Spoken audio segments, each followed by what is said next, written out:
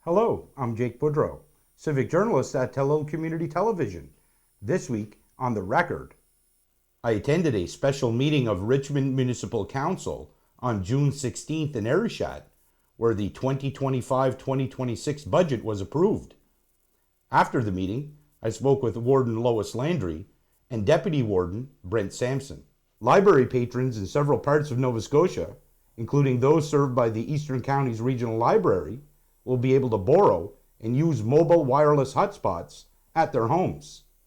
I attended a combined Committee of the Whole and special public meeting of Hawkesbury Town Council on June 17th. After the meeting, I spoke with Mayor Brenda Chisholm-Beaton, Deputy Mayor Ian Langley, and CAO Terry Doyle. Seafood industry and sport fishing associations, community groups, and other organizations around Nova Scotia can access funding to support ocean and shoreline cleanup projects. But first, the RCMP is trying to identify a man and a woman in connection with thefts at local businesses. Antigonish County District and Inverness County District RCMP are appealing to the public about reports of pickpocket and debit card scams which took place at grocery stores and retailers in the Antigonish and Port Hawkesbury areas. The RCMP said investigators learned the scammers obtained victims' debit card personal identification numbers by watching shoppers complete transactions. Once the scammers know the PIN, they use a distraction to switch the bank card in the card machine or pickpocket the victim as they are leaving the store or getting into their vehicle. To protect debit or credit card PINs, the RCMP recommends shielding keypads with a hand or body while entering the code, looking for anything unusual or loose around card readers, never accepting help using an ATM or card machine, using tap-to-pay or mobile wallets which help keep card information encrypted and PIN safe, regularly checking bank accounts for unusual transactions and reporting them immediately, and setting up instant purchase alerts to be notified the moment a card is used. Anyone with information can call the police at 902-863-6500 or contact Nova Scotia Crime Stoppers. Before approving the budget, Richmond Municipal Council approved its 5-year capital investment plan. So first item on your agenda, item number 4, is the budget, 2025-2026 budget. So we have 3 items under here. The 5-year capital investment plan, area rates, and the final budget for the year ending March 31st, 2026. So much discussion went into this over a series of several meetings. There are very specific motions required, and so I will read them out because they are quite specific. Ask for a mover and seconder, and then at each juncture we can have debate once we have a motion to debate. So the first item under item A, 4A, I'm looking for a motion. So this is regarding the 5-year capital investment plan. I'm looking for a motion that Council approve the 5-year capital investment plan for the municipality of the County of Richmond for the fiscal year ending March 31st, 2026. I have a mover. Moved by Councillor Sampson. I have a seconder. I'll second it. Seconded by Councillor Mumbraket. Thank you.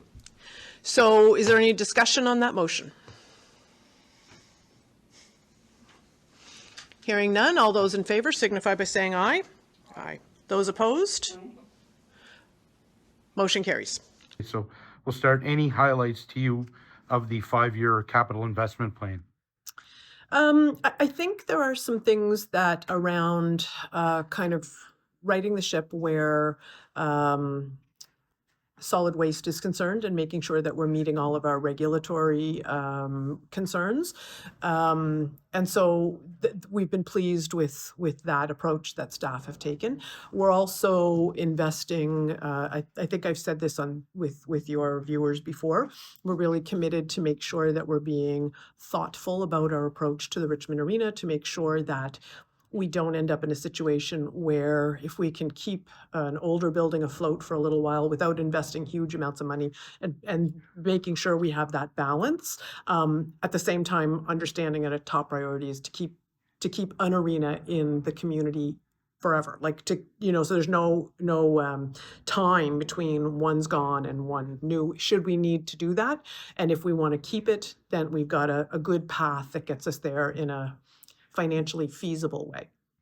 So what stands out to you about the 5-year capital investment plan?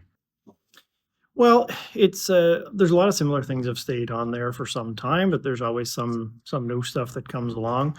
There's there's several items that some of the cell towers that we talked about that in the past. They've been on there for some years, but now some of that's in a bit of a wait and see because the province, which we're glad to see, is investing a lot of money in these towers. So in the past, there's some that have sat there on that list for a number of years because we've been waiting for the right funding opportunity. And oftentimes what happens on that list is there are items on there that can sit there for quite a long time. And it's not that we're not wanting to get them done, it's that staff is waiting to get the right opportunity with other funding arrangements. And so they basically just want approval from us that we want to go ahead with it if the funding opportunities are there.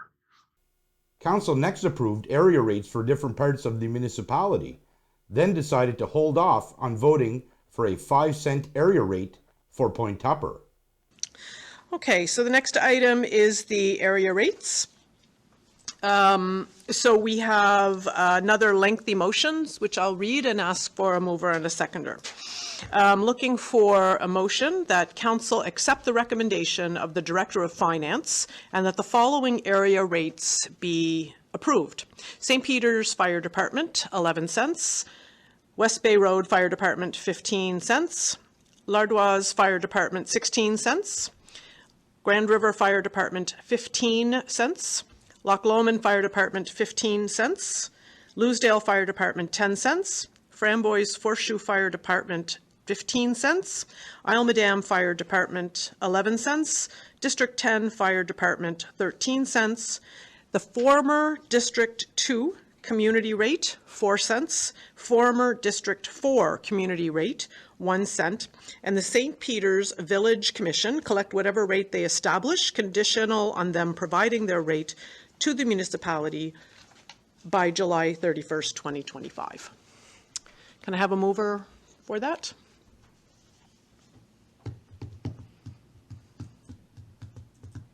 Moved by Councillor Sampson. Can I have a seconder? Seconded by Deputy Warden Sampson.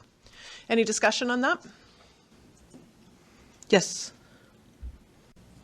I was wondering if we could make an amendment that I think per the budget discussions that we had a 5-cent rate for Point Tupper. So you're well, making a motion? Well, I guess an amendment to add that if that's agreeable. I was under the impression that's where we were going with it. We just didn't know exactly what the revenue raised from it would be.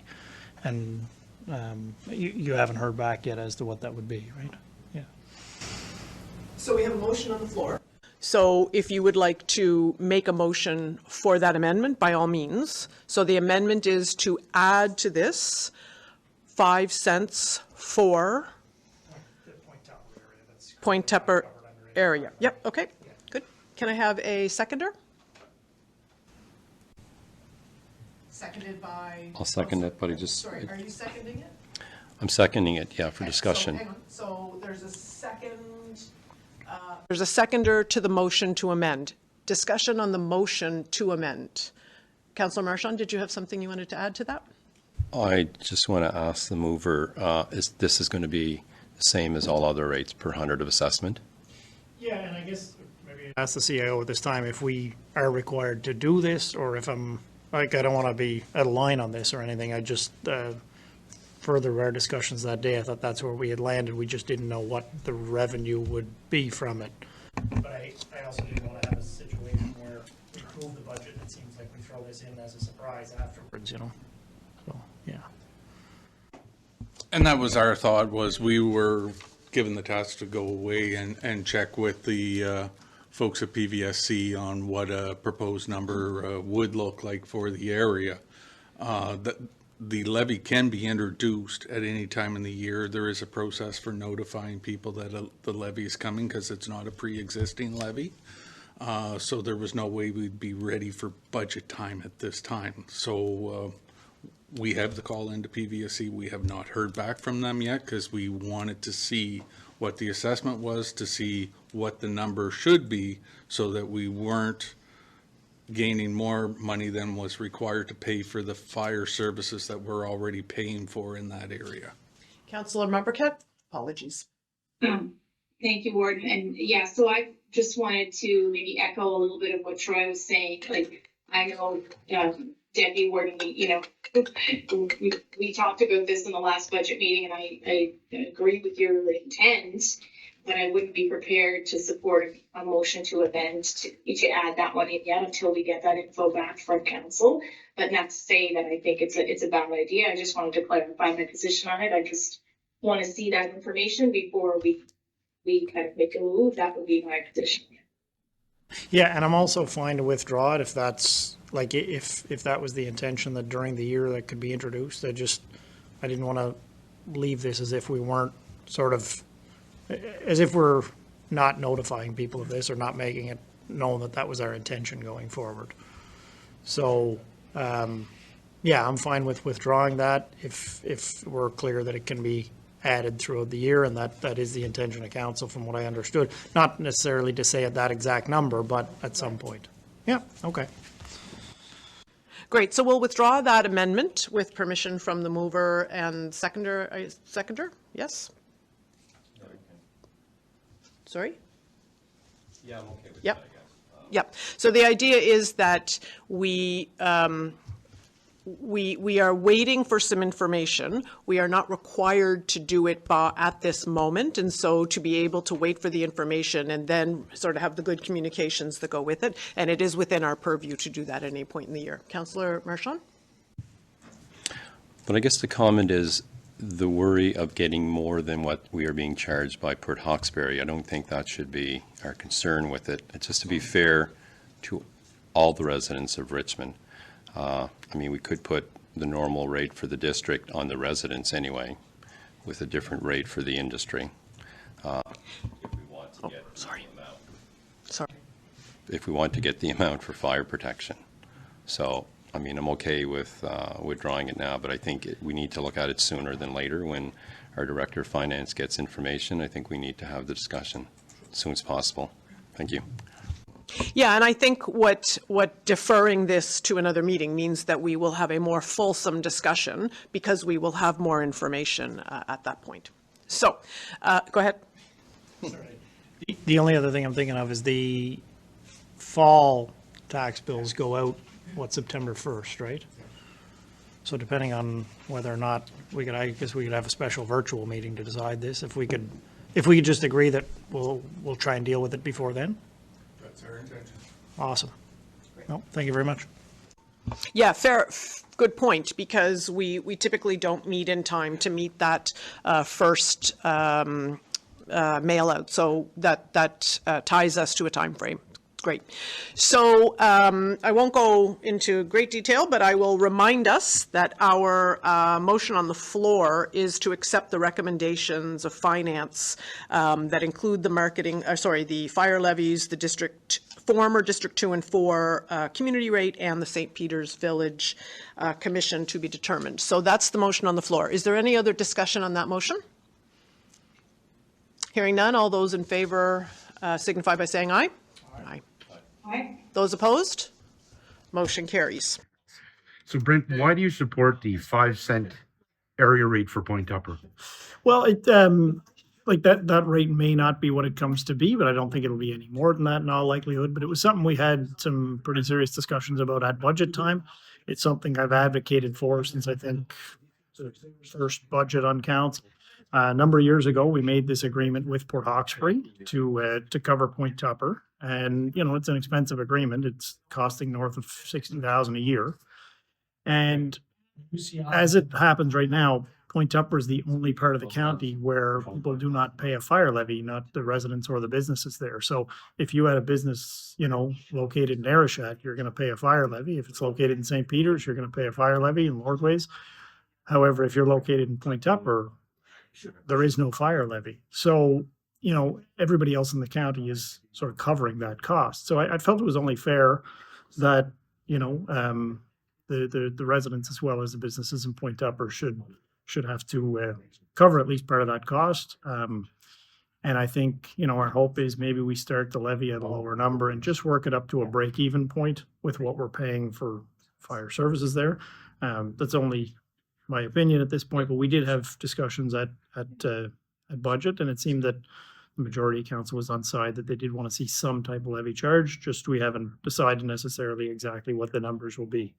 Because staff at the moment is waiting to hear back from PVSC so they can get better detailed numbers as to what 1 cent levy in that area would coincide to dollars wise. So then we can decide how many cents it should be. Yeah, and you guys have mailouts that are going to be going out on the 1st of September, the beginning of September, and you're trying to get this squared away before that time? Yeah, because it would sort of miss the opportunity to have that on that tax bill. And that's why I wanted to bring that up tonight, just where we don't have regular meetings scheduled July and August. Oftentimes we do have stuff that comes up and we may have meetings that happen, but I just wanted some confirmation from staff. That was all. And they're, you know, they've got a little bit of work to do, I guess, to find out the information on that. And we only really, you know, had these discussions last week. So I think staff is doing everything they can to get up to speed on it and what everything would entail in this. Despite a nay vote from District 3 Councillor Brian Marchong, the 2025-2026 budget was passed by council, with commercial and residential rates maintained. Item C is significant in terms of the motion it requires. So what I'm looking for is the following motion.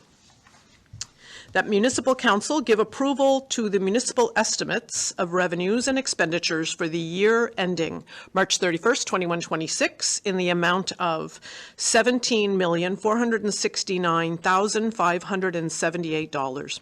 And further move that whereas pursuant to the Municipal Act, the Municipal Council of the Municipality of Richmond estimates that sums amounting to $11,022,689 are required for the lawful purpose of the said municipality for the year ending March 31st, 2026, after crediting the probable revenue from all sources other than rates for the said year and making due allowance for the abatement and losses which may occur in the collection of taxes and for taxes for the said year which may not be collected or collectible. Be it therefore resolved that Richmond County hereby authorizes the levying and collection of a residential rate of 85 cents on $100 on each $100 of assessed value of residential property assessed on the assessment roll, and a commercial rate of $2.15, which rates said council deems sufficient to raise sums required to defray the expenditures of said municipality for this year and any deficit from the preceding years. And be it further resolved that Richmond County hereby imposes an additional percentage charge of 18% per annum on all rates and taxes remaining unpaid. And be it further resolved that Richmond County hereby fixes the 30th day of September 2025 as the day on which the tax collector or treasurer may proceed to issue warrants for the collection of all rates and taxes then unpaid. Can I have a motion to that effect? Moved by Deputy Warden Sampson. Can I have a seconder? Seconded by Councillor Sampson. Any discussion on that motion? We're going to say it was for the year March 31st, 2026, not 2021, 26. 21, 26, yeah. Any other discussion on that? Certainly, much to be said for staff. Many thanks to staff who worked tirelessly to find opportunities to make sure that the tax rate remained the same, both residential and commercial. So the process was certainly an arduous one, and difficult decisions were made, and each of the directors worked really hard to practice sound fiscal management and make some difficult decisions. So we're very grateful for the work that went into that. Anybody else? So we appreciate that on behalf of the staff. Great. Yes. Any other discussion on that motion? Hearing none. All those in favor signify by saying aye. Aye. Those opposed? Nay? Okay. Any other? Okay. Anything else? No. So the motion passes with 4 yeses, 1 nays, which we now record as per change in our council procedural policy. So there are no increases to the tax rate. We acknowledge that that doesn't mean that people aren't paying more money. In fact, we've seen property assessments go up. So if the multiplier is the same, but so 85 cents per $100 of assessment, but your house is becoming more valued by property valuation, we know that that represents an increase in probably most people's property taxes. So we're very mindful of that. So cannot say enough about the steps that staff took to recognize that, and council and staff working together to say, look, there are some difficult decisions, but it was really important for us to keep the tax rate the same, both for our commercial rate and for our assessment rate. Our residential rate. And I will say, we were a little surprised. Property valuation sometimes is hard to figure because our residential rates have been going up, but we actually took a hit on our commercial valuations. So even though we're charging $2.15, same amount, we actually brought in considerably less this year, and anticipating the current fiscal year. So that was a challenge, and we had to make that up somewhere. But again, staff did a tremendous job of finding those opportunities. So what are your overall thoughts on the budget itself? What stands out to you? What are the highlights as far as you can see? I think we have really done, I believe, a nice job of balancing being fiscally prudent, but at the same time recognizing the importance of investments in both our residents and both our community. So the rest of the meeting tonight was about supporting community organizations. So we have money in local hospital foundations. We are around this table, we've talked about really supporting the Straight Richmond Hospital Foundation around potentially them lobbying for and fundraising for CT scanner, and we've contributed to that. We've contributed to the new medical school in CBU, money for Senior Take Action Coalition, and all of those sort of investments that really matter. We continue to exempt many halls, churches, community groups, so that they don't pay property tax, which is significant because we are required to pay out based on our total assessments in the municipality. So we don't take in from them, but we put out. So that's an investment that we believe is just really important because of the work that they do. We've increased the tax exemption for folks with low income. So we're trying to recognize that for people who are not 65 and own their own home, if you are living below a certain threshold, there are just so many expenses. For those people over 65, the provincial rebate is way more dollars than we could, so that they're handled provincially. We continue to see money going out the door.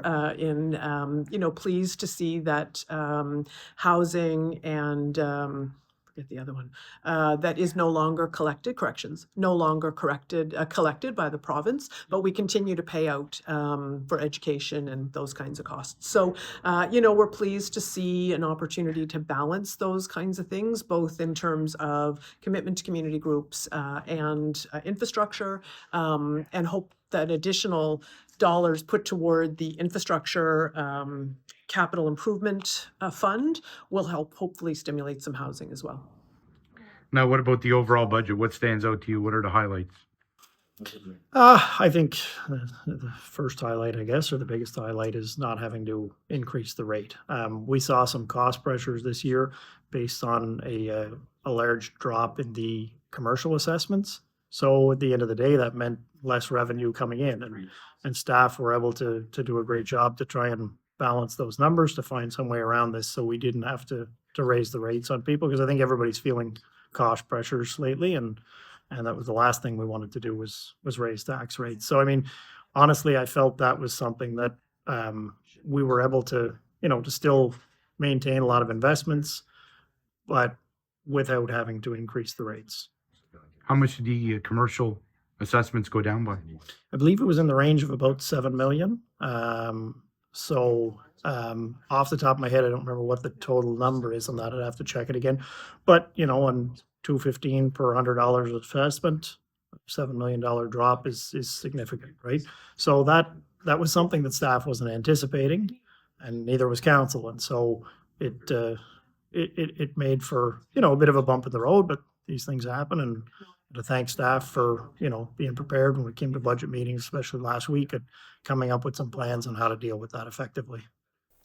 In the final part of the special meeting, council approved grant requests and deferred others for further discussion.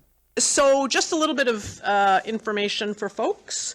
As I mentioned earlier, because the budget, so there are up to P level number of grant requests. The reason there are so many is because they come in every month, but until the budget passes, we're not in a position to grant, to make decisions about grant requests until the budget tells us after its passing how many dollars we have to work with. So there are, much as was the case last year, $5,000 in each of our district funds, and we have a total of $37,500 for district funds for both Tier 1 and Tier 2. So all together, we have $37,500 and $25,000 for a total of $62,500, which we are very happy to be able to contribute to community groups through this grant process. The total of requests tonight is close to 47,000, which is a sizable amount of that 62.5. So recognizing that there may be some difficult conversations, it certainly does not suggest that we do not value the work that each of these community groups does, but we will dive in.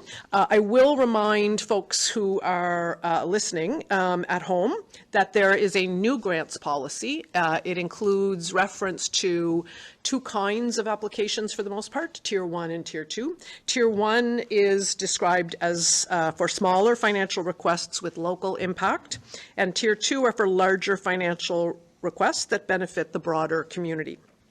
There are some water development, but there are none in this set of asks. The limit for an organization to apply is $1,000 for Tier 1. That can be made up of more than one application, though, and the limit for any community group for larger projects is $7,500. So we will go through these and get through as many of these as we can before 9 o'clock tonight and see how far we go. I will say there is a commitment from council to work as diligently as we can to get through these, recognizing that there are some quotes in here which may or may not be accepted, be honored after the end of September, when we would typically get back to this kind of work. So the first, the Rural Communities Foundation of Nova Scotia. And I would point out that there are two in your package that actually are on forms that we used prior to March 31st. So they came in after, kind of after the bell, but did use the previous forms. So there are two, the first two. So this one is the Rural Communities Foundation, and we actually had a presentation from them last night. At the Committee of the Whole on Tuesday. Interestingly, there was a little bit of information that wasn't shared with us in that one of the schools is actually a Culbo Poor, and 100% of municipal contributions in a community stay within that community. So I'll throw it out for discussion. I'd make a motion for the Rural Communities Foundation of Nova Scotia grant application Tier 2 to the tune of $3,500, and the reason I was picking that number was I believe that's what he said it was per school generally, so that we could start there maybe the first year. And you're proposing that come out of regional funds? Okay. Seconded by Councillor Sampson. Okay, so the commitment in this is that whatever we give remains in Richmond County. It would be up to schools to submit applications. So if no other school in Richmond, it's possible that the existing school would get $7,000, but if another school, then that would be an opportunity. And it might be nice for each of us to, or actually, I'll take it upon myself to make sure that the other schools in the community know about this and apply. So they may not all get the money, but I'll make sure that they are aware. So we have a motion and a second, or any other discussion on that? Gordon, just a quick question. I'm just wondering, like, is there an opportunity to kind of like ensure some sort of equitable, access to this funding between the schools, like based on the population of the school? And, do you know what I mean? Like, as I'm thinking about, Richmond Academy and now Lafayette High School and all, you know what I mean? Like all of the schools where this might be able to apply. I'm just wondering if there's some way we can ensure some equity, but I don't know. I really don't, and I can think of many ways it could play out. Let's suppose that we contribute $3,500 and they say, okay, well, that's $7,000. We're going to give $3,500 each to the two schools, or we're going to take some of the money from one and make sure. So I don't really know, and I don't know the answer to that. We could defer this one and get some information, but we did have him here to speak with us, so. Mm-hmm. I don't think we had the information that only one of our schools was participating, though. That's the only thing that's giving me cause. Yeah, there were only 20. I thought 20. I thought he said 26, but it looks like maybe 36. But it was. I'm surprised we even have one, to be honest. Okay, so hearing no other discussion, we have a motion on the floor for $3,500 for raising the Rural Communities Foundation in Nova Scotia. Last call for discussion on that. Hearing none, all those in favor signify by saying aye. Aye. Those opposed? So we have 2 nays, if we can see those recorded, Councillor Marchand and Councillor Merbercat. Okay. Sorry, who was the second nay? Councillor Marchand? No, I think just Councillor Marchand. I think she was a yay. Yeah. She was. Oh, I'm sorry. I'm sorry. Your hand went up late. Yeah. Okay. Maybe say yes. Just sorry. Say yes for me now, because sorry about that. Yes. Okay, so we have B. This is again one that came in just under the wire before April 1st. So we have Raising the Villages Cooperative. The ask for this is $3,500. 3,000. Sorry, 3,000. So I made note for myself on their email correspondence that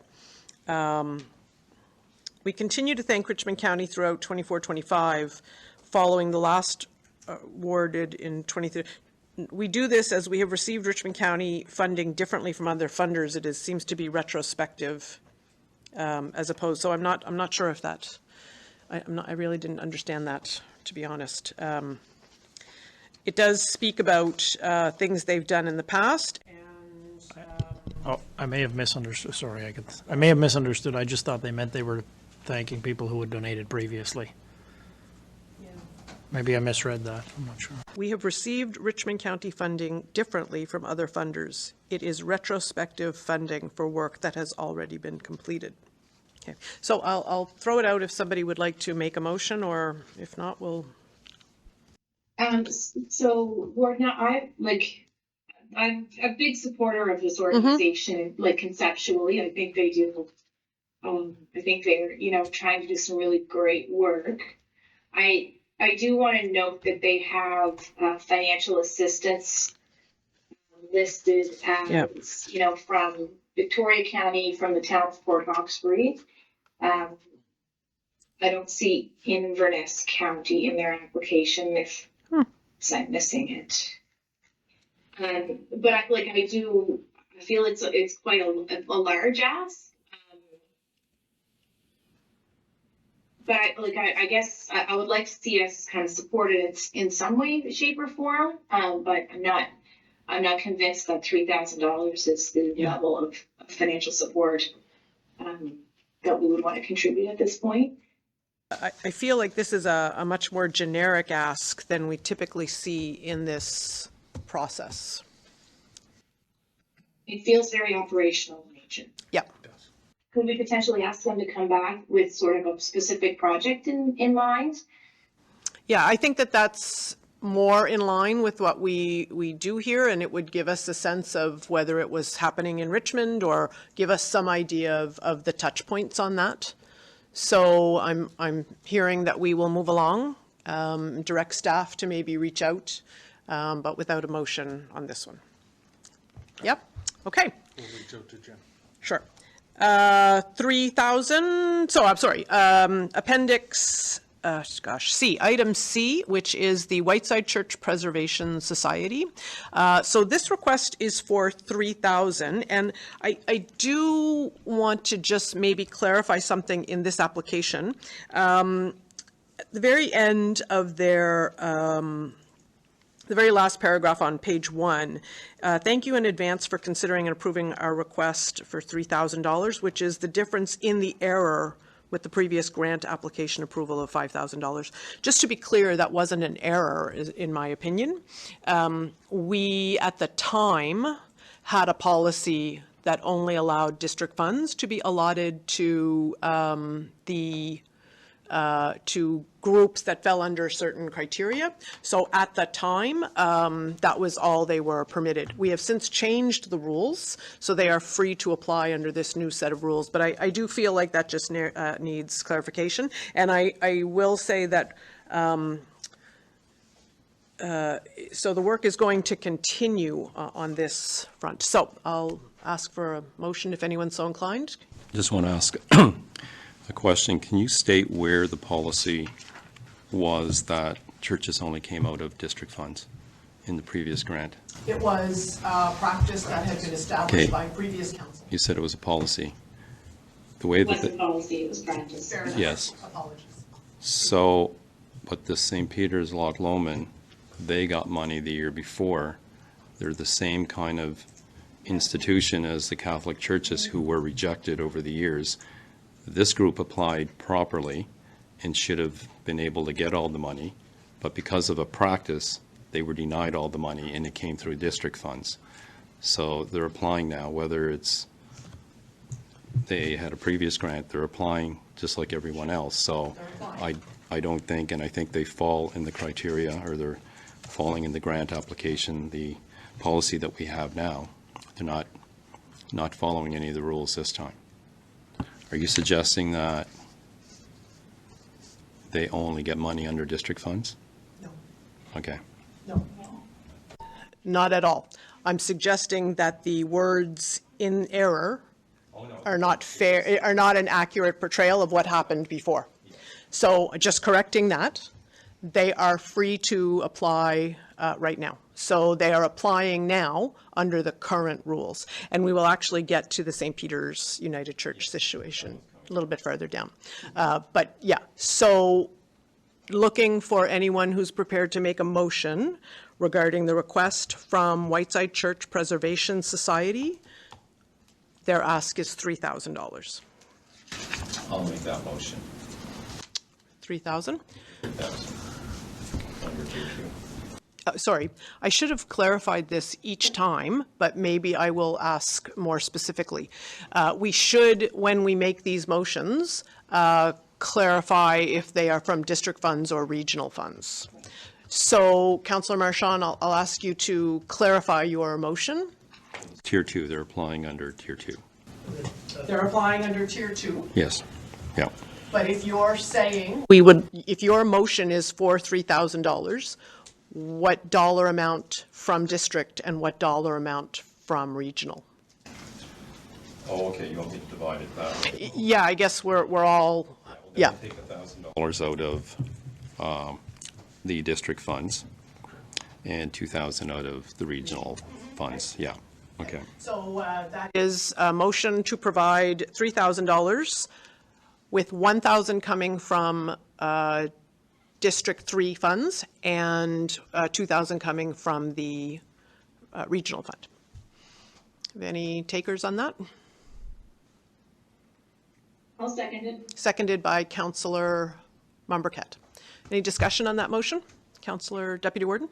Yeah, my concern with this, it's not, anything to do with the work going on itself, but it's the same thing as what we're going to run into in another one later on.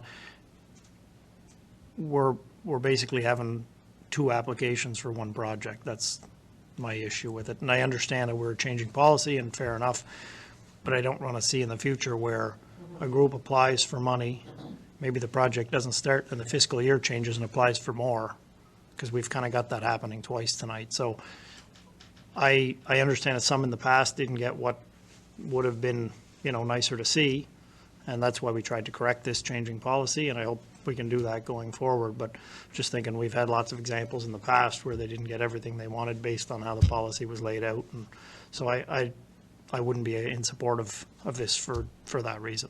The total of last year and this year is still 5,000, so I would be particularly mindful if they came up again and asked for enough to get them to 7,500, that kind of thing. So I appreciate your comments, but I don't share the concern there. Anybody else have any? Okay. Hearing none, all those in favor of the motion on the floor, just a reminder to give this organization $3,000, which is $1,000 from District 3 and $2,000 from regional funds. All those in favor signify by saying aye. Aye. Aye. Those opposed? Deputy Warden Sampson. Okay, motion carried. So we have the River Bourgeois Mariners Society.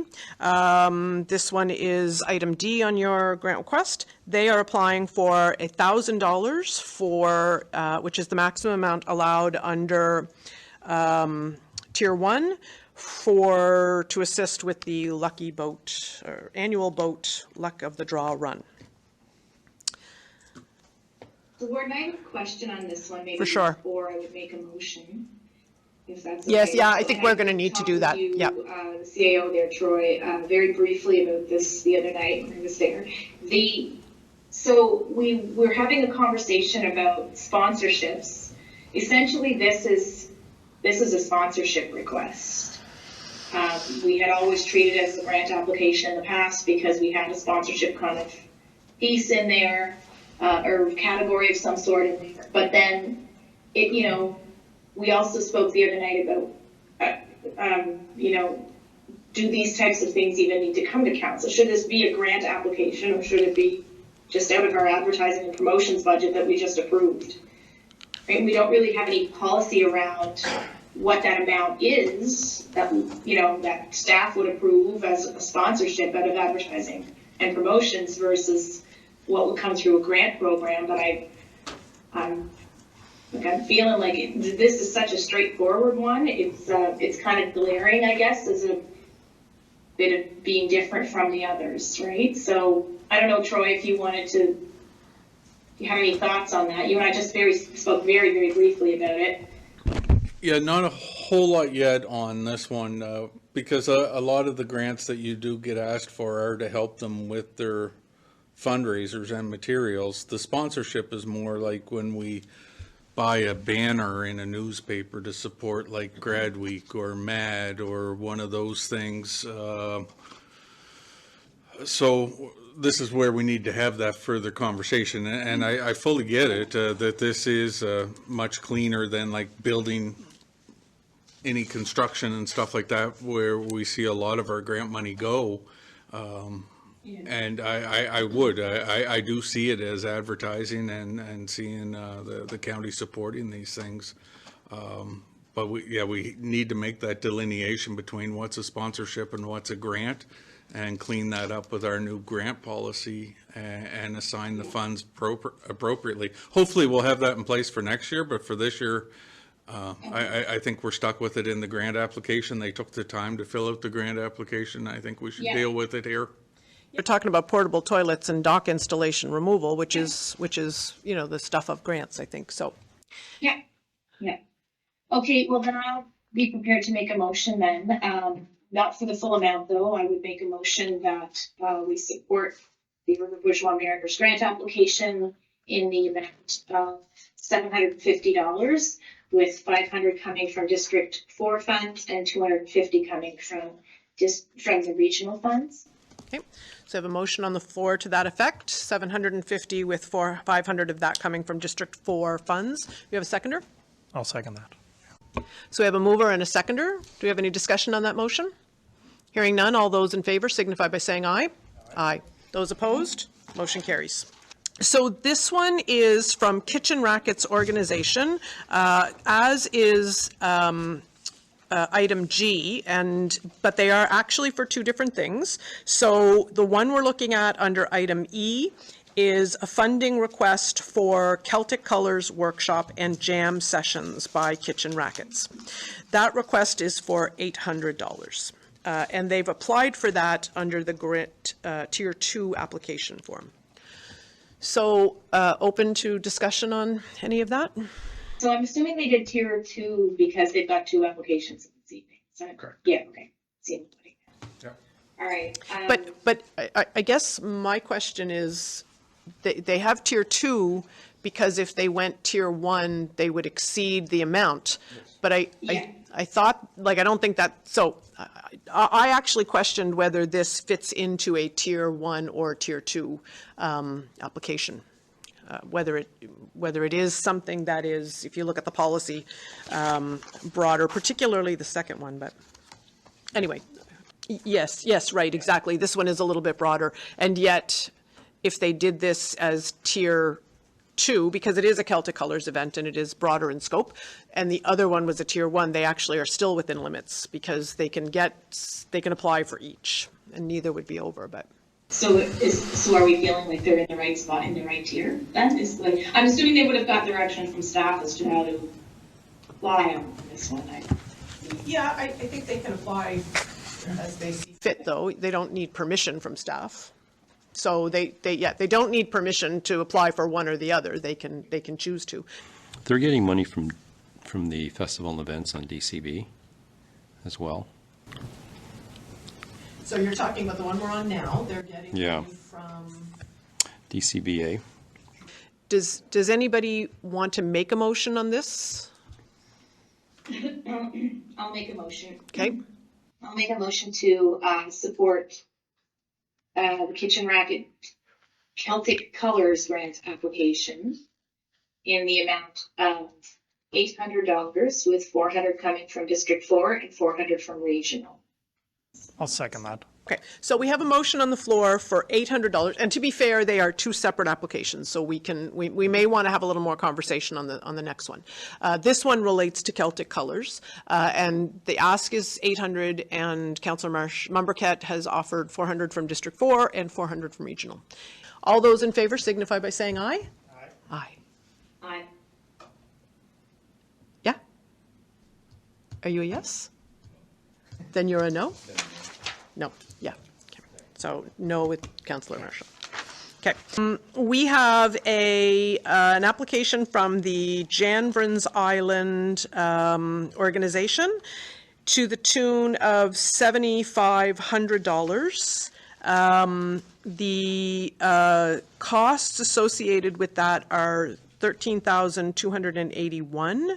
So this organization is in my community. I'm not in a position to make a motion, but I would be open to hearing somebody else make a motion to cover half the cost of the renovations listed, which would be $6,640.50, with $1,000 of that coming out of District 1 funds. So I'm open to beginning that, but I need a motion. Sure, it's not a motion because I can't move. So if you'd like to make a motion that included some reference there. So I'll make that motion, except I will take it out of District 2 funds. So the motion that you are making, Councillor Sampson, is to provide $6,640.50, with $1,000 coming out of District 2 funds, and the rest, that would be $5,640.50 coming out of regional funds. So that's the motion from Councillor Sampson. I'll second that. Sorry, so what I did, Councillor, was I took the total amount, $13,281, and divided that in two, being mindful that we are not even into a third of the year, a fiscal year, and we would have exhausted our budget. So looking at covering half of that.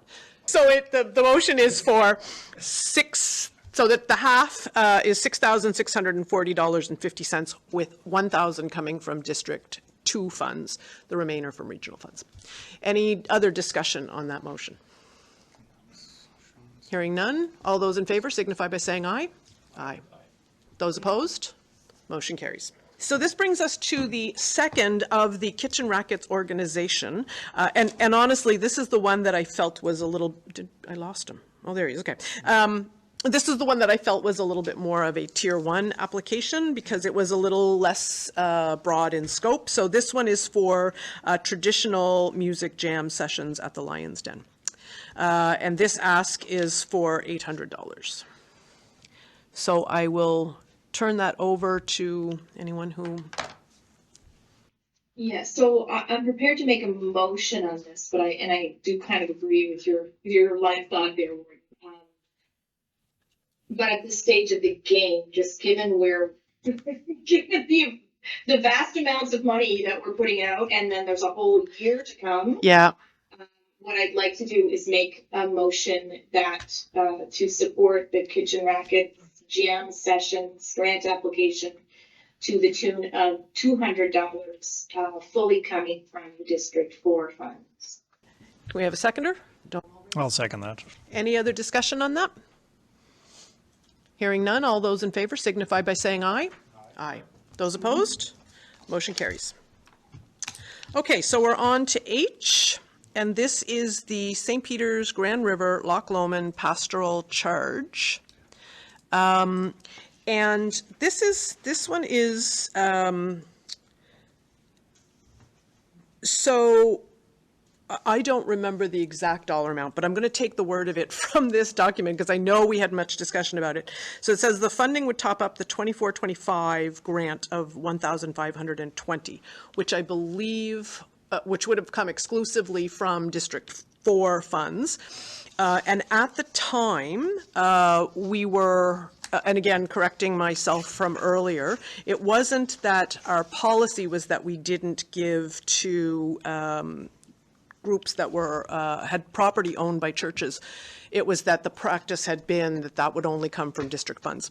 This one was interesting because I actually did a fairly exhaustive search of property online, and because in their balance sheet, like I had tried to do some due diligence before the meeting, and in the balance sheet it listed the buildings as assets, but actually they do own, and I have a copy of the deed. So the trustees of the St. Peter's United Church. So it's actually the trustees that own the building that and there is a parcel, a little triangular parcel that is owned by the United Church, but that's not at all what was involved in the covering of this request. So where the two buildings are owned by a group, it's not owned by the church.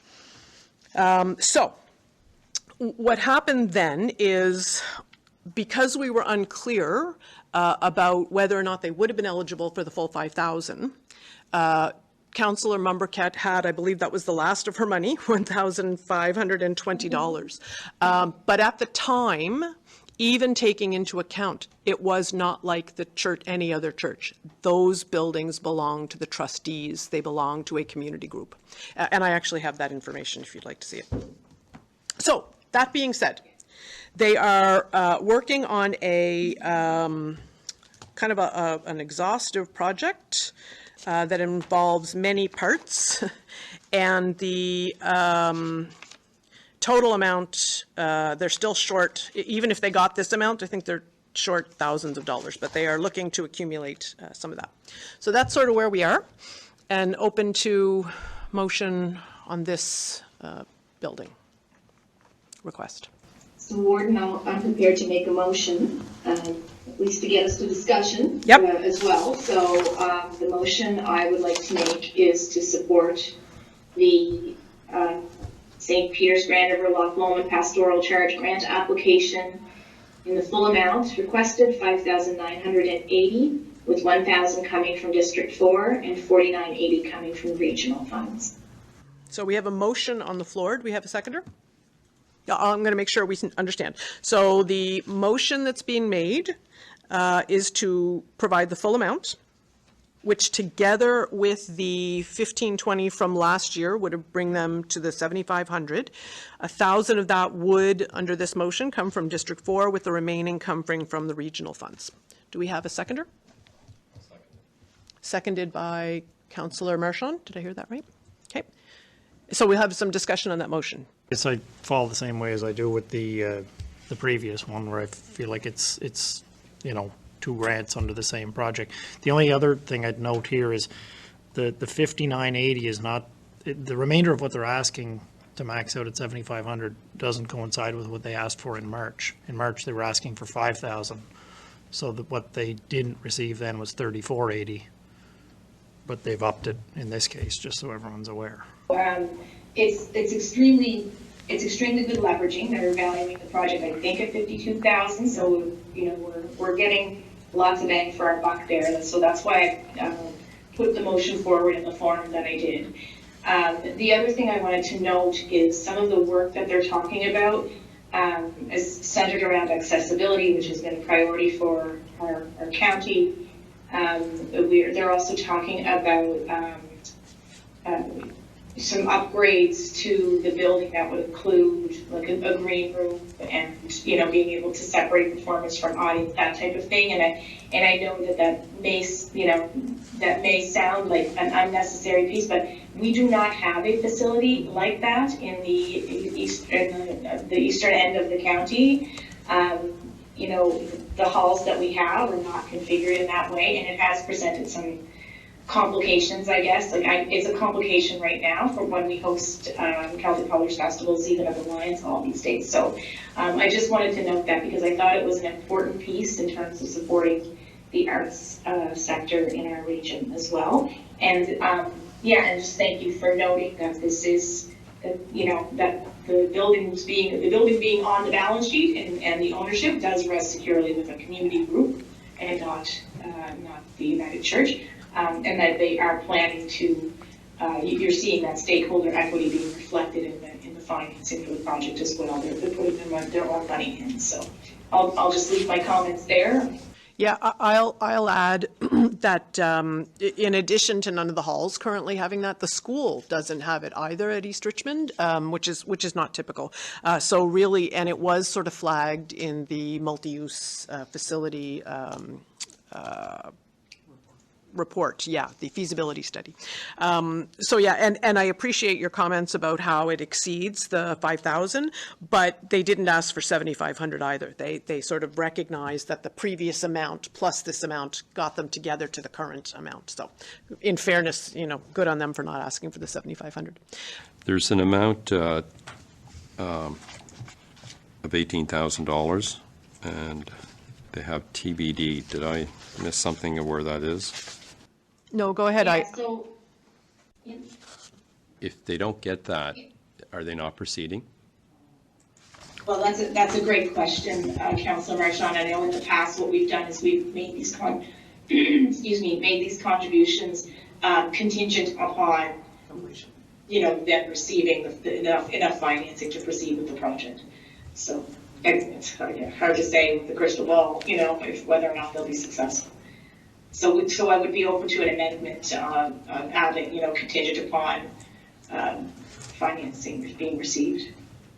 Yeah, my thinking there is that we already don't pay out unless it's done. So I think them would be kind of moot, right? We wouldn't give them this money if they couldn't start the project, actually finish the project. At best, we might give them 50% if they got going and were underway. So I'm less worried about that. We're back to the motion, which is, I've lost my place, the amount requested here with 1,000 from District 4 funds. So hearing no other debate on that topic, all those in favor signify by saying aye. Aye. Aye. Sorry, yes. Those opposed?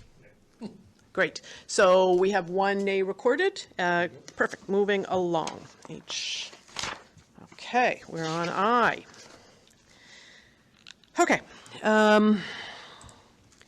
We have a grant request from the Richmond Artists Alliance Association.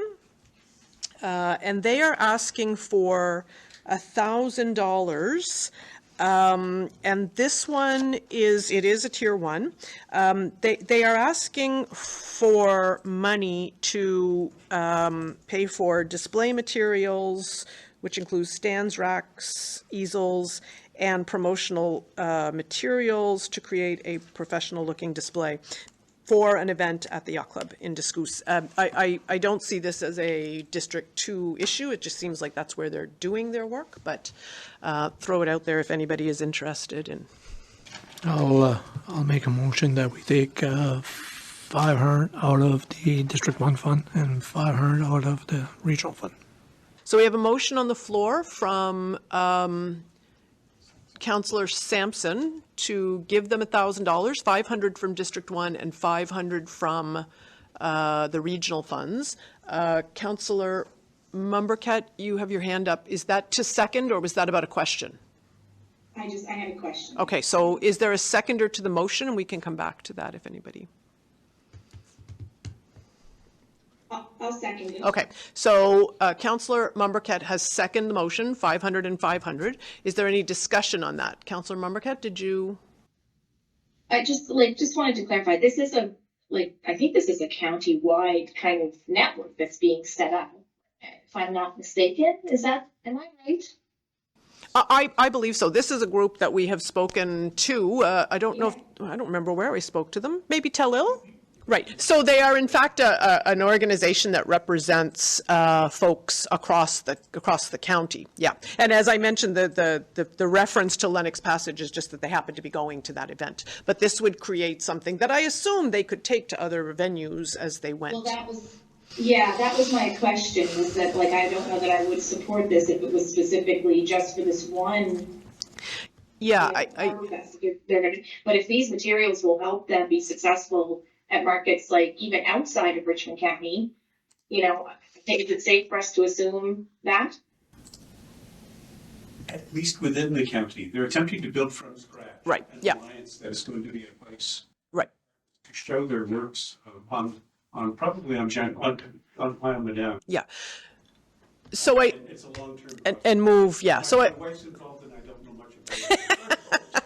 So it sounds like they're a fledgling organization, or not fledgling, maybe a beginning organization, and they are beginning them to see themselves on Isle Madame and hope to expand beyond that. So I do feel it's a good chunk of money for a small group that is looking to it. It is a big initial investment. But we have a motion on the floor for 500 and 500. Councillor Marchand, do you have? So I'm still not clear. Is it Isle Madame, or are we assuming because of the name that it's going to be all of Richmond? Because I thought I heard Isle Madame. Yeah, I think it's fair to say that they intend to start building where they are and expanding beyond that. That was the impression I got from the Tellil piece that I watched. Which I think is why Councillor Sampson sort of acknowledged that it is starting out in this neck of the woods. Okay, so we have 500 from District 1 funds and $500 from the regional fund, which recognizes regional contributions potentially. So any, yeah, no, Councillor Marchand, Councillor Membercat seconded, correct? Okay, Yep. sorry, I didn't Yep, get yep. that. Okay, so hearing no other debate on that, all those in favor signify by saying aye. Aye. Those opposed? Okay, motion carries. So moving on to the next one, which is J. This is from the Riverdale Community Services Society. And just so I'm clear. Yeah. So this is just a couple from River, just going to make sure I've got my, so this is the River Bourgeois Community Services, and they have, so they actually have three, and just a couple of things to clarify here. So for folks who are kind of watching along, or if this is our first council meeting where we discuss these, you can have multiple applications. So one group can apply multiple times. There's nothing wrong with that. So long as if you are doing tier 1, then you do not exceed in all of your applications, you cannot exceed $1,000 in total. And you can also apply for tier 2, so long as all of your tier 2 applications do not exceed $7,500. So I do want everybody to just, it's not a big amount, but just so we don't make a mistake here, on the letter from Kathleen Jeffrey, who is our Director of Finance, she says that the two total amounts actually exceed that $1,000. So we would just have to correct that a little bit. So they're asking for 396 and 608 for a total of just over. So we may not give them the total amount, but just being mindful of that. So the first one is for $608.31. They are looking to expand their community gardens, so this is a tier 1 application. The cost of that to for the lumber and screws to build more boxes and soil comes to a total of $608.31, and they're asking for that amount from the group. I'll make a motion to support them for 500, which 250 coming from the general and the 250 coming from District 3 funds. All those in favor signify by saying aye. Aye. Aye. Those opposed?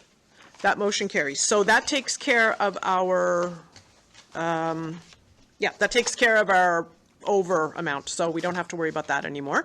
So the Riverdale Community Services Society, now in item K, has asked for $396.72. This is to purchase a barbecue for the hall, for events, Canada Day, washer toss tournaments, pub nights, etc.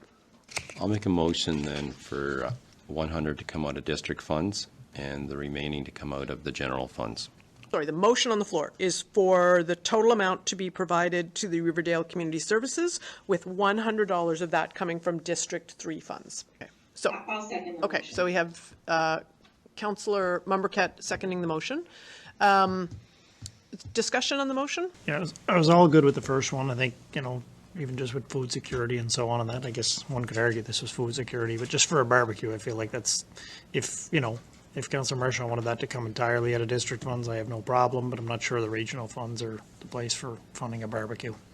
Yeah, and I also have some concern about funding all of it also. I think these kinds of things probably are better suited to some district funds, and, because there are some other times where we're going to see full dollar amounts for pieces of equipment, which is going to eat into this pretty quickly. Councillor Membercat? Yeah, thank you. So I seconded the motion so that we could get onto the discussion, but I am wondering if we could make an amendment to, if Councillor Marchand would be open to it, to do an amendment for $200 to come from the District 3 funds, and that be the full amount that we would support. So let's vote on the amendment, which changes it to 200 from District 3 funds and 0 from regional. So all those in favor of the amendment signify by saying aye. Aye. Those opposed? Motion carries. Any other discussion on the motion now? So hearing none, all those in favor of the motion to put $200 from District 3 and $0 from Regional Fund. All those in favor signify by saying aye. Aye. Those opposed? That motion carries. Now we're going to the Oban Cemetery Society. So they are asking under Tier 1 for $1,000 for the purchase of topsoil, to fill in graves, grass seed fertilizer, signage would also be great. Do we have anybody look to make a motion on that? This is, I guess, one of the, maybe a bit of a drawback on the Tier 1. They've requested $1,000, but did I miss something? I don't really have a sense of the full cost of the project. Right.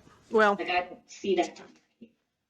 I think the point of it was to sort of not require as much of District 1 and listen, lesson learned, but I think we all know the cost of things, and they could easily spend $1,000 on these things.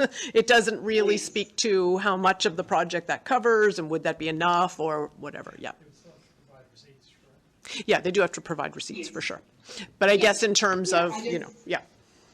Yeah, just in terms of our practice, Right. tending not to fund things at 100%, right? Yeah, right, exactly, yeah. Motion to support the Oban Cemetery Society's funding request for $750, with $500 coming from District 4 and $250 coming from Regional. I'll second that. We have a motion and a seconder, Deputy Warden Sampson. Any discussion on that? Yeah, just to clarify for anyone watching at home, only because I've gotten grief for this in the past, but so this is not regular annual maintenance, just if anybody is not aware or whatever, this is filling in where some things have sunken and so on, just because I think there was some practice many, many years ago. Sometimes there was money just for mowing the lawn and so on and that, and just so everybody's clear, it's not for that. This is not something that's necessarily going to come up every year. So I'm fine with supporting it. I did speak with the applicant, John McDonald, a couple of weeks back, and it's definitely to do some kind of outstanding work, not regular kind of maintenance. I think as a community, they all pitch in, and do the regular maintenance is what they communicated to me, but there's some extra work that needs to go on so that it will be sustainable in the long term. So kind of a one-off deal here. Yep. Okay, so we have a motion on the floor for $750 with $500 from District 4 and $250 from regional funds. Any other discussion on that? Hearing none, all those in favor signify by saying aye. Aye. Those opposed? Motion carries. Okay. Are we on? We're on M. My goodness, look at us go. Okay, so the Acadian Festival of Petit de Gras has a request for $1,000. They have looking for support for the Children's Parade, barbecue, and outdoor festivities, and cherished tradition. So there's some information on your package. The dollar amount is for $1,000. So I feel like an auctioneer throwing it out there, a minimum bid, and Councillor Sampson? Yeah, so I'll put a motion forward to take $750 out of the District 1 fund and $250 out of the regional fund and fund the entire $1,000 request. I'll second that. So the motion on the floor is for $750 to come from District 1 funds and $250 from regional funds. Any other discussion on that? Hearing none, all those in favor signify by saying aye. Aye. Those opposed? Motion carries. N, which is the Isle Madame Historical Society. This is a Tier 2 application, so they have quite a lot of eligibility, but they are applying for $1,129, and for on a total project which is $23,112. Okay, so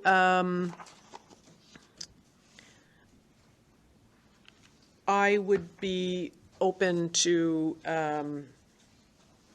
I would be open to throwing $200 from district funds, should anybody want to make a motion.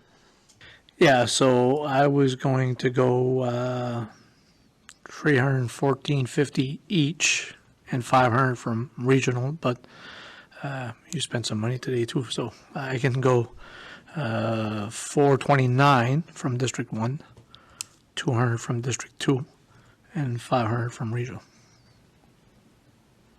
For the whole $1129. I'll second that. Amount, the total ask is for $1,129. We're looking at $429 from District 1, $200 from District 2, which brings that to $629, so the remainder is $500 from regional funds. And Deputy Warden has seconded that. Do we have any discussion on that motion? Hearing none, all those in favor signify by saying aye. Aye. Aye. Those opposed? Motion carries. Oh, okay. Lakeside Community Association. So this is for an ask of $7,500. They are they in receipt? Yeah, I believe they're in receipt of the 33,000. So 33,421. Does that sound right, Councillor Membercat, that they've sort of? Yeah, I believe so. Yeah. I think they got confirmation on it. Okay, so that's the information there. It is a comfort center. They're looking for a considerable number of repairs. So I will throw it out. If somebody is open to. Make a motion to support the Lakeside Community Association grant application in the amount of $7,500, with $1,000 coming from District 4 and $6,500 coming from the regional budget. I'll second that. Any discussion on that? Hearing none, all those in favor signify by saying aye. Aye. Aye. Those opposed? Councillor Mershon, was that a yes? Yeah. It was a yay. Good. Okay. Okay, so at 7:20, I know. we're on the last one. I was like, I'll see you like at 9:30 tonight. Okay, Riverdale Community Services Society. So just to be clear, for those folks who may be new to this process, who are watching this, it is perfectly fine for groups to apply multiple times, so long as their total amount doesn't exceed limits in Tier 1 type and in Tier 2. So this is a Tier 2 type request, and this is for $7,250.39. This is for a grant to purchase the necessary equipment to maintain the ball field. So they are looking to purchase the equipment, so this total amount. And it's looking like the contribution is for lawnmower, bush, and trimmer. So they're asking for the full dollar amount for this piece of equipment. I'd like to speak to this group first. I'm not sure if the $500 quote is for the year or the week. Maybe I'm just not understanding that. We don't even need to, yeah, I guess one of the things that I would really like to commit to is we do have a council meeting on the 24th of June, and the Director of Finance has said that there are some community groups just sort of finishing up, I think just a couple, but I'm perfectly happy to consider this one and the remaining at our council meeting on the 24th. I really do feel like community groups can't afford to miss the summer if there's work, plus quotes may or may not be honored even 3 months from now, because it would be the end of September before we could really guarantee. So Councillor Mershon, I'm perfectly happy to move this to the June 24th meeting, and the Director of Finance will add to that agenda any that come in time for us to consider those. Should we make a motion to that effect, just to defer it to the June 24th meeting? Maybe, yeah. Okay. Okay, I'll second that. Great. So motion to defer item 4P, the Riverdale Community Services Society's application for $72.50.39. So there was a motion from Deputy Warden, seconded from, motion from Warden, from Mershon, Councillor Mershon, and Deputy Warden seconded it, by golly. All the wardens. Okay, so all those in favor signify by saying aye. Aye. Those opposed, 10-4. So there seemed to be some tough decisions that you had to make on a couple of budget or grant applications. There seemed to be kind of some kinds of consideration between what's more local and what's more county-wide. So how do you see that? There are just so many groups doing such good things. Whether you're talking about a group that has a ball field that they want to open up for kids so that they can play. Great, want to see lots of that. We want to have groups doing things that get their community members out and about and into the community and into those community halls. There isn't a single thing that we have seen come across our desk tonight that wasn't absolutely worth supporting. The reality of it is, if we wanted to support everything that community groups wanted us to support, we would have to increase the tax rate in order to fund all those requests. So how do you balance that? So what we have done through policy is to say there are two kinds of grants. One is tier 1, which is more local in nature, and one is something that you could see benefiting the entire community. So when you see something benefiting the entire community, the entire county or in broad strokes like that, we set a limit of $7,500 for that. And then if it's a smaller, more local initiative, then we have a limit of $1,000 for that. And it's the same group can apply for both tiers because groups sometimes do different things. But even at that, with those limits in place, it isn't that just because the limit is $7,500 or $1,000 that we would give $7,500 or $1,000 to each ask. So, we had a refund request from 2 halls for infrastructure, 3 halls, I think, tonight for infrastructure. 1 hall was slightly less. So, we gave them half the cost, which was not the full $7,500. So it's really about trying to balance that. And then over and above that, each councillor has $5,000 in their district funds. So we want to make sure that we get to sort of target some support as well in our own district. So it is a new policy for us. I think we went through A, B, C, D, F, all the way up to P within an hour, I think. So, I think that shows that the policy is clear to us and that we have sort of we're starting to establish some clear guidelines that will help us. And that also gives people a better chance of what they can likely expect. So that helps in the budgeting process. I will say that it was a bit of a marathon session tonight because we are very, very mindful that people have applications in place that include quotes. And if we don't get through them tonight, and we have a little extra time at our council meeting on the 24th, but if anything we don't have then, quotes may or may not be honored on the other side of our next council meeting where we would discuss this at the end of September. So really try to make an effort to give everybody a yes-no before the end of June. Michelle Greencorn, Director of Communications and Engagement with Eastern Counties Regional Library, said they are thrilled to announce the Hotspot Lending Program, which allows library users to borrow a mobile wireless hotspot for a 3-week period to access Eastlink's extended coverage map. The green areas in the map do not have coverage, she noted. At Nova Scotia and its partners said they are pleased to relaunch the program. They said the initial pilot project, launched in 2023, was put on hold after 1 year while a new data provider was found. While the data isn't unlimited, Tim Tucker, Executive Director of At Nova Scotia, said they are confident the 40-plus gigabytes available monthly will be sufficient for most needs.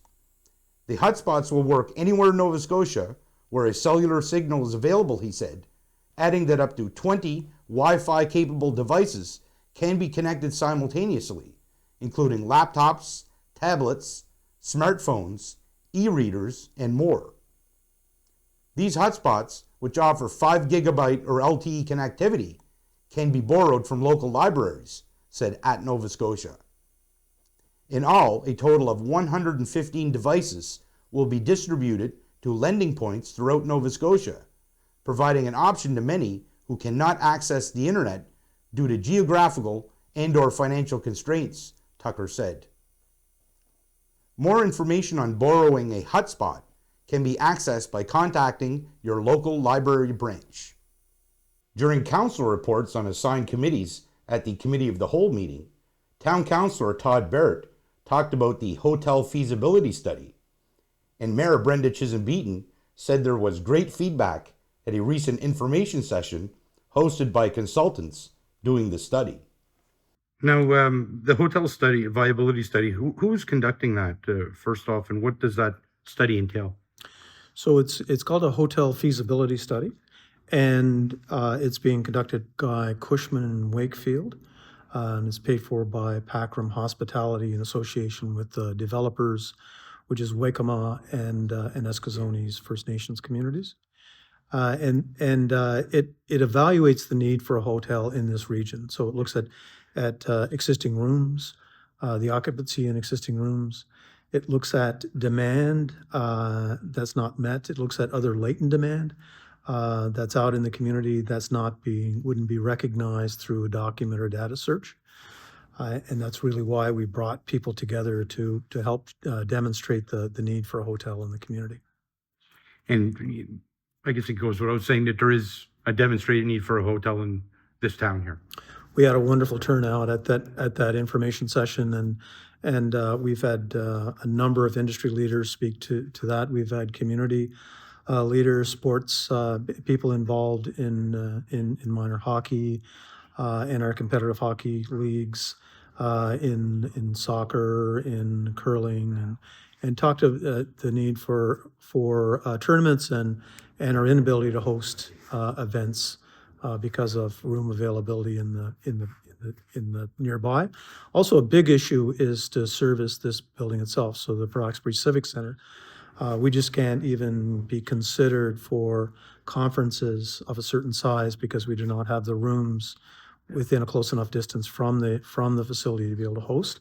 So we wanted to show that very clearly to the consultant that you may not be able to see the demand up front. We're going to give you as much information as we can to be able to make a fair assessment for the need for the hotel. You did mention that there was some great feedback regarding that hotel study, so maybe you can talk about that.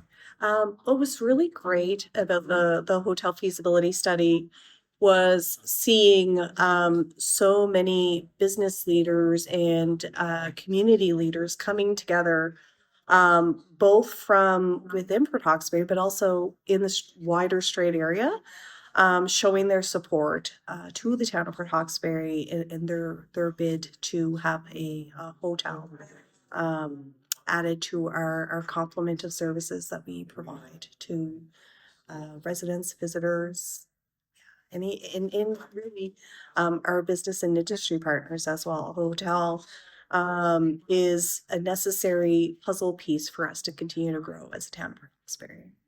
Town Councillor Paula Hart and the Mayor talked about a recent meeting with Cape Breton-Canso Antigonish MP Jaime Batiste. Now, in the meeting you had with the Cape Breton-Canso Antigonish MP Jaime Batiste, what was discussed? So really what we discussed is kind of a handoff of some of the critical files that we were actively working with our former MP, Mike Kellaway, just to talk about some of the town's priorities, and really just, again, just starting to build those connections with our new Member of Parliament so that we can continue to work well and closely together for the next several years.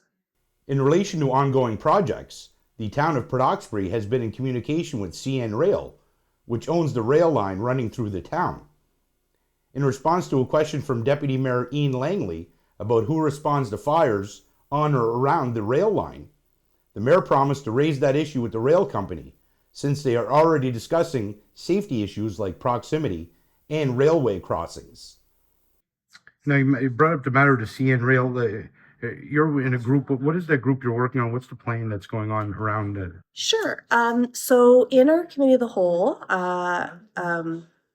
both Terry touched on as well as Sajin, our public works manager, talked a little bit about the active transportation project and some of the progress that was made with regard to that file. So Sunset Park has seen recently some addition to some of the AT infrastructure that has been installed there.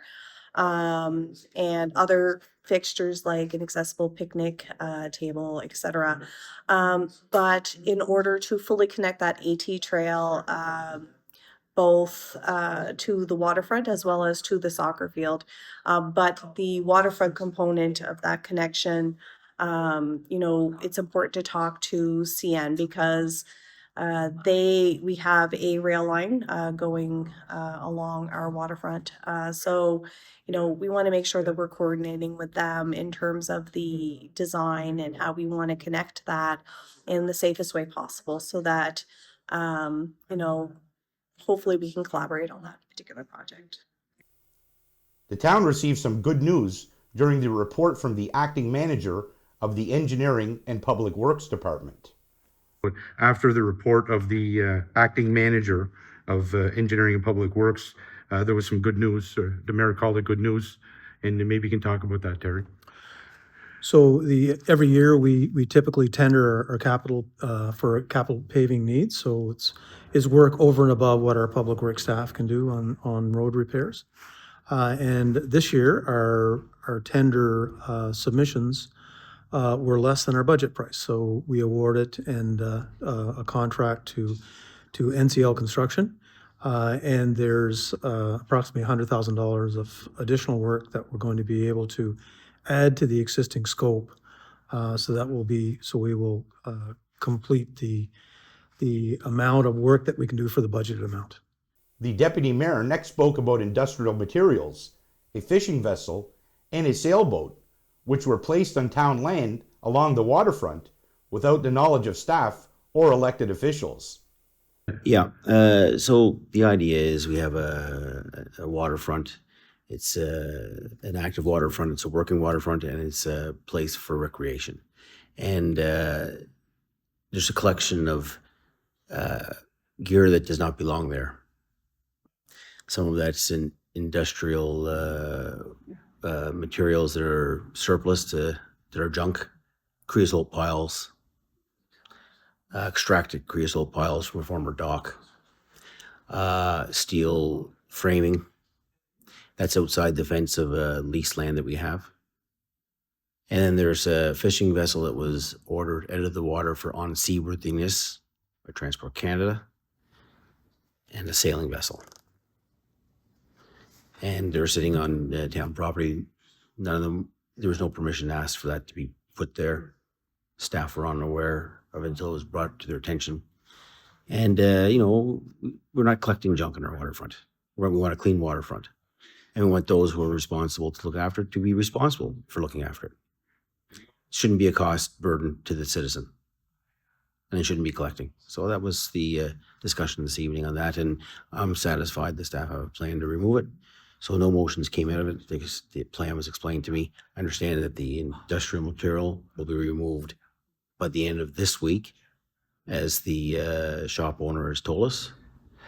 And there's a plan for the other two assets to be cleared out as well. So they were dumped there without any notification whatsoever, and then just was discovered that they were there, and then that's basically what happened. That happens on waterfronts. But we need to stay on top of it. And we're doing that. So you've been able to find the owner of the sailboat, and I guess, are you aware of who dumped the industrial materials? We are. And they've agreed to remove it by the end of this week, as a responsible industrialist would do. The owner of the other vessel, you guys haven't been able to find out who that is? They have not been located. And I'm sure that they'll comply and be cooperative once we do locate them. During the special public meeting, Town Council approved a new occupational health and safety policy. Now, the occupational health and safety policy, what does that entail? So the occupational health and safety policy is a more modernized version of our older policy for the town of Hawkesbury, and really just based on safe workplace practices and just identifying just to mitigate risk in terms of all the different departments that we have here with the town of Port Hawkesbury. So we really put safety on the highest shelf possible. So we want to make sure that obviously if you have a very strong plan, that shows that you're serious about making safety a top priority. This occupational health and safety policy is definitely will create a pathway to success to get there. Town Council then approved 2 motions from an in-camera session held just before the combined public meeting and committee of the whole. The first relates to land the town is selling. Now, one of the motions from the in-camera session is about the sale of land. Where is that land and why are you guys selling that? So we have housing is a huge priority for the town of Port Hawkesbury. Housing is something that we've always had of high priority, not just for this council, but past councils. So part of the exercise to make us business ready or shovel ready is identifying parcels of property around the town of Port Hawkesbury that's municipally owned, so that we're doing the appropriate legwork to make sure that we're able to use some properties as tools to attract housing investment, especially high density housing investments. So the parcels that we're referring to are down on the Prince Street area of town. So it would be just below the Shalom House. Yeah, so we there was some work that was required to be able to subdivide that parcel and to make sure everything is all set for development. The second motion from the in-camera session was to send a letter to Inverness MLA Kyle McQuarrie seeking his advocacy for town projects that are eligible for funding from the provincial government. For which projects are you looking for advocacy from the MLA McQuarrie? So really all of our projects that have a provincial component for funding, I think it's important that because MLA McQuarrie is new to the job, and we want to make sure that he's fully aware of all the current and future projects that we have on our docket. And just to give him some of that critical information so that he can advocate on our behalf. So we're really looking forward to the staff coming up with a report so that we can communicate that. And again, like our meeting with Jaime Batiste, our MP, it's important that we cultivate that relationship with our MLA, Kyle McQuarrie, as well. Provincial funding is available through the Marine Debris Cleanup Program for shoreline cleanups of up to a maximum of $2,000 per event. Applications will be accepted until February 1st, 2026, or until all available funds are allocated. Litter prevention projects for up to 50% of eligible costs, to a maximum of $3,000 per project. Applications are open until June 30th. Marine debris recycling for up to 50% of eligible costs, to a maximum of $5,000 per project, and applications are open until June 30th.